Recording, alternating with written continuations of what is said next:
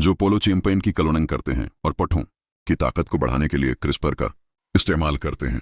लेकिन अर्जेंटाइन पोलो एसोसिएशन ने ऐसे जानवरों पर पाबंदी लगा दी, जिससे इंसाफ और रवायत पर बहस छिड़ गई।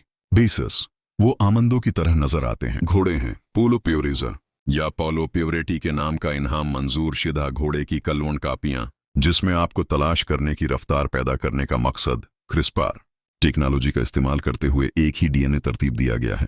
खिरवान बायोटेक अर्जेंटाइन की कंपनी जिसने घोड़े तैयार किए हैं, इनका कहना है कि जीन एडी घोड़ों की अफजाइश में इनकलाब की महारत, जबकि क्लोनिंग जीनियाती तौर पर एक कापी बनाने के लिए क्रिस्पर डीएनए को अपनी मर्जी के मुताबिक जीनियाती कींची के लिए काम करता है।